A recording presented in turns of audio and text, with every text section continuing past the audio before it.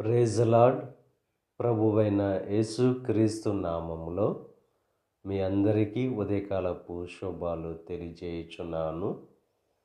ఈరోజు దేవుడు మనకు అనుగ్రహిస్తున్న అతి శ్రేష్టమైన వాగ్దానము హెబ్రీయులకు వ్రాసిన పత్రిక 6వ అధ్యాయము 14వ వచనాన్ని చదువుకుందాము.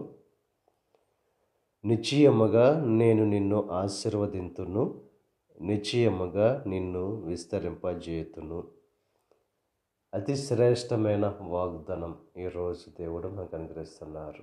నిశ్చయముగా ఆశీర్వదిస్తానని చెప్పి, నిశ్చయముగా విస్తరింపచేస్తానని చెప్పి దేవుడు వాగ్దానం చేస్తున్నారు. దేవుని యొక్క ఆశీర్వాదం ఎప్పుడైతే మనం పొందుకుంటామో మనం విస్తరింపబడతాం, అభివృద్ధి చెందుతాం. ఈ యొక్క ఉదయకాల సమయంలో ఎవరైతే దేవుని యందు భయభక్తులు కలిగి ఉంటారో వారు ఆశీర్వదింపబడతారు. దేవుని యొక్క ఆశీర్వాదం మనకు సమృద్ధిని ఇస్తుంది, క్షేమాన్ని ఇస్తుంది. ఆ ఆశీర్వాదం మనల్ని అభివృద్ధి చేస్తుంది. ఆ ఆశీర్వాదం ద్వారా మన యొక్క జీవితంలో శాంతి, సమాధానం అనేది కలుగుతుంది.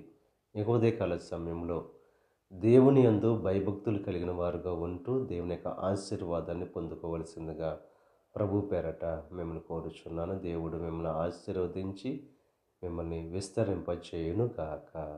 ఆమేన్. ప్రార్థన చేసుకుందాం. పరిశుద్ధుడా, మహోన్నతుడా, సర్వశక్తిమంతుడైన యేసయ్య, ఈ ఉదయకాల సమయంలో నువ్వు అనుగ్రహించిన అతి శ్రేష్టమైన వాగ్దానాన్ని బట్టి నీకు స్తుతులు చెల్లిస్తున్నాం. నువ్వు దేవా ఆశీర్వదిస్తానని చెప్పి, విస్తరింపచేస్తానని చెప్పి చేసిన వాగ్దానం ప్రతి ఒక్కరి జీవితంలో నెరవేర్చండి. ఈ ప్రార్థనలో ఏకీపిస్తున్న ప్రతి ఒక్కరిని దీవించి ఆశీర్వదించండి. ఈరోజు తలపెట్టిన ప్రతి కార్యాన్ని సఫలం చేయండి. వారి రాకపోకల్లో నీకు సహాయం అనుగ్రహించండి. ఈ దిన ఆశీర్వాదాలు ప్రతి ఒక్కరి మీద మెండుగా కుమ్మరింపచేసి నీ దీవెనతో నింపి నడిపించమని మా ప్రభువైన యేసుక్రీస్తు నామం పేరట వేడుకొనుచున్నాం తండ్రి. ఆమేన్.